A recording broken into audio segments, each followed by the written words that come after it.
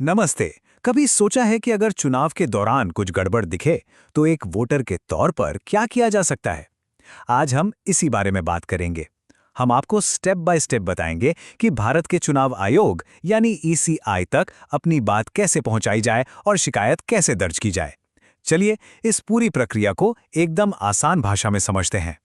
तो आज हम क्या क्या देखने वाले हैं। सबसे पहले हम जानेंगे कि ईसीआई आखिर किन मामलों में मदद कर सकता है। फिर हम शिकायत करने के अलग अलग तरीकों पर नजर डालेंगे। उसके बाद ऑनलाइन शिकायत कैसे करनी है, इसकी पूरी प्रोसेस समझेंगे। फिर देखेंगे कि शिकायत करने के बाद होता क्या है। और आखिर में इस पर बात करेंगे कि एक छोटी सी शिकायत भी हमारे लोकतंत्र के लिए इतनी जरूरी क्यों है। तो चलिए शुरू करते हैं। सबसे पहले ये समझना जरूरी है कि आखिर वो कौन सी समस्याएं हैं जिनके लिए ईसीआई के पास जाया जा सकता है। सोचिए, आप वोट डालने गए और पता चला कि वोटर लिस्ट में नाम ही नहीं है, या फिर आपने चुनाव प्रचार के दौरान कुछ ऐसा देखा जो आपको सही नहीं लगा। ये कुछ बहुत ही आम परेशानियां हैं जिनका सामना कई वोटर्स को करना पड़ता है। लेकिन अच्छी बात यह है कि इन सब का एक समाधान है। और वो समाधान है भारत का चुनाव आयोग यानी ईसीआई। ये कोई छोटी मोटी संस्था नहीं है, बल्कि एक बहुत ही शक्तिशाली संवैधानिक बॉडी है। इसकी जिम्मेदारी ही यही है कि देश में राष्ट्रपति से लेकर विधानसभा तक हर चुनाव बिल्कुल निष्पक्ष और सही तरीके से हो। अब ये जानना बड़ा दिलचस्प है कि ईसीआई का दायरा कितना बड़ा है। मतलब ये सिर्फ वोटर आईडी कार्ड की गलतियों को ही ठीक नहीं करता, बल्कि चुनाव के दौरान होने वाले बड़े से बड़े उल्लंघनों पर भी नजर रखता है। जैसे कि मॉडल कोड ऑफ कंडक्ट का उल्लंघन हो, पोलिंग बूथ पर कोई दिक्कत हो, या ईवीएम से जुड़ी कोई समस्या हो। तो ठीक है, अब हमें ये तो पता चल गया कि किन मुद्दों पर शिकायत हो सकती है। तो सवाल उठता है कि शिकायत करें कैसे। हमारे पास क्या क्या ऑप्शंस हैं, चलिए देखते हैं। देखिए, ईसीआई ने कई तरीके दिए हैं। अगर आपको बस कोई सवाल पूछना है या जल्दी से मदद चाहिए तो फोन सबसे अच्छा है।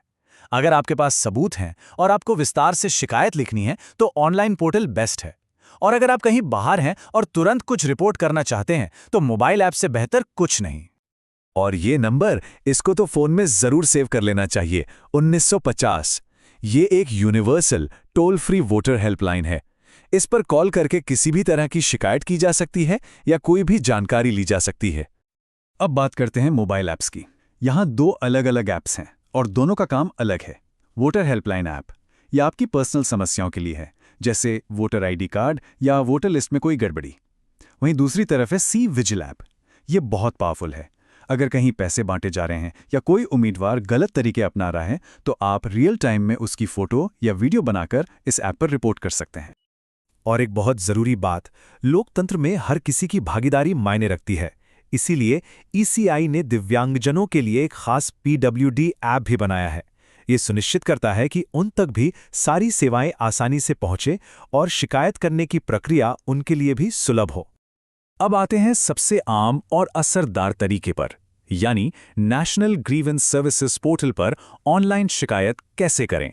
चलिए इसको स्टेप बाय स्टेप समझते हैं। प्रोसेस बहुत सीधी है।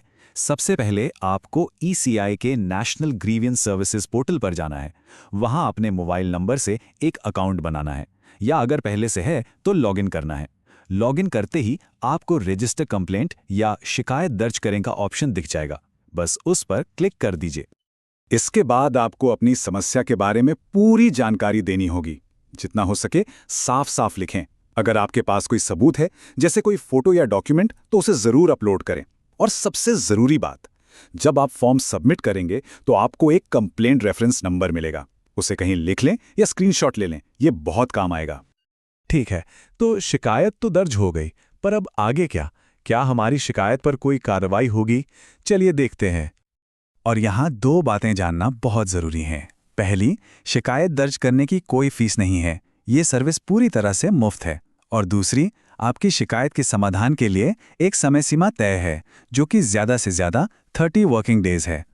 याद है वो रेफरेंस नंबर जो मैंने आपको सेव करने के लिए कहा था? हाँ, वही नंबर आपकी शिकायत को ट्रैक करने की चाबी है।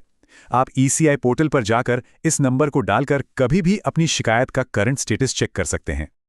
लेकिन एक सवाल मन में आता है कि अगर 30 दिन में भी शिकायत का समाधान नहीं हुआ या जो समाधान मिला उससे हम खुश नहीं हैं, तो क्या होगा?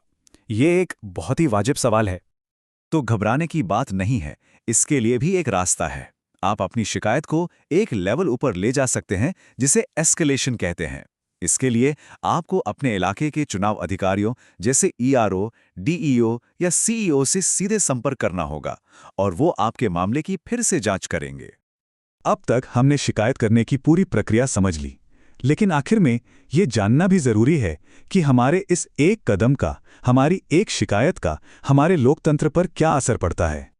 ईसीआई के दस्तावेजों में लिखी ये लाइन इस पूरी प्रक्रिया का सार है।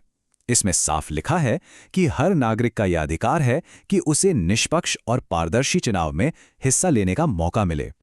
तो इसका मतलब ये है कि शिकायत करना सिर्फ अपनी व्यक्तिगत समस्या को सुलझाना नहीं है, ये एक बहुत बड़ी जिम्मेदारी है। हमारा एक छोटा सा कदम, हमारी एक छोटी सी शिकायत पूरे चुनाव की निष्पक्षता को बचाने में मदद कर सकती है।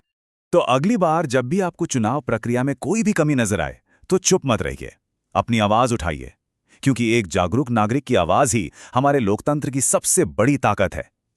जरा सोचिए, अगर हर नागरिक अपनी जिम्मेदारी निभाने लगे तो हमारा लोकतंत्र कितना ज्यादा मजबूत हो जाएगा।